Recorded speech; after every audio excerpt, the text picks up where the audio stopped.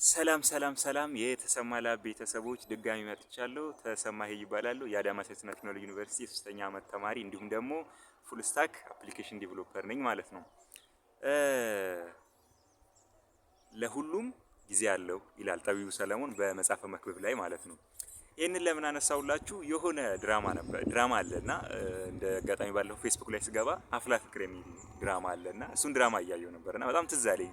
ሃይስኩል ላይ የነበረው ላይፍ የብዙ ተማሪ ማለት ነው። ያ ድራማ ለአብዛኛው ሰው ያው የሚኖረውን መልእክት ባለቤቱ ያውቃል፣ የሚከታተሉ ሰዎች ያውቁታል። ግን በጣም ስለገረመኝ እሱ ስለገረመኝ ወደ ሃይስኩል ስመለስ አብዛኞቹ ተማሪዎች እንዴት ነበር ሃይስኩል ላይ ሲያሳልፉ የነበሩት፣ ወንዶች እንዴት ነበር ሃይስኩል ላይ ሲያሳልፉ ነበር። እኔም ወንድ ስለሆንኩኝ ምክንያቱም ያው እንደምታውቁት ህይወት ላይ ብዙ ነገር ያስፈልገናል። የማያስፈልግ ነገር የለም። ባይዘው ማለት ብዙ ነገሮች ያስፈልጉናል። በዛ ላይ ደግሞ ብዙ ነገሮችንም ደግሞ እኛ እንፈልጋለን። ግን ህይወት ላይ ዋናው ነገር ምንድነው? ቅደም ተከተሉን ማወቅ ነው። ሳያስፈልግ ቀርቶ አይደለም እኮ፣ ግን የምታስቀድመውን ማወቅ ነው ብልሃቱ እንጂ ያስፈልጋል ሁሉም።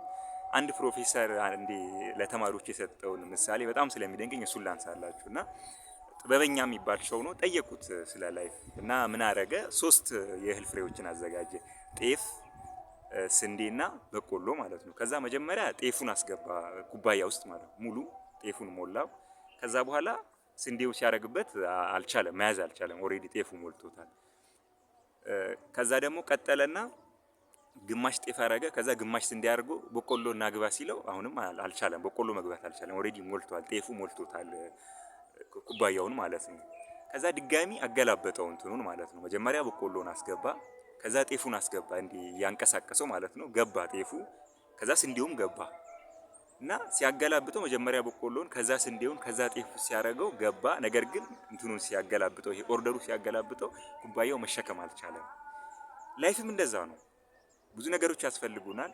እኛ ደግሞ ማድረግ የምንችለው የተወሰነ ነገር ነው። ምክንያቱም በጊዜ የታጠርን ነን የሰው ልጆች ምድር ላይ እስካለን ድረስ ባለን ጊዜ የተወሰነ ነገር ነው ማድረግ የምንችለው። ስለዚህ ጨዋታው ምንድነው ማለት ነው? የምናደርገውን መምረጥ እና ቅደም ተከተሉ ነው ማለት ነው።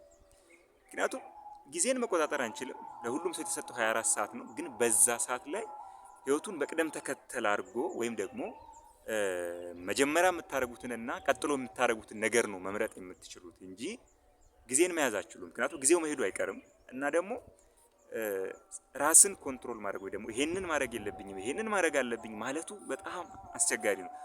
ስለዚህ ቅደም ተከተል ታስይዟል። መጀመሪያ ይሄን እናደርጋለሁ፣ ከዛ ይሄን እናደርጋለሁ፣ ከዛ ይሄን እናደርጋለሁ።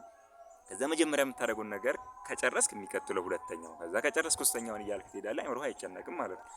ለማለት የፈለኩት ይሄንን ለማለት የፈለኩት ለምንድነው? በተለይ ይሄኛው ለሃይስኩል ተማሪ እና ደግሞ ዩኒቨርሲቲ ፍሬሽማን ለሚገቡ ተማሪዎች ነው ይሄንን መልእክት ማስተላለፍ የምፈልገው።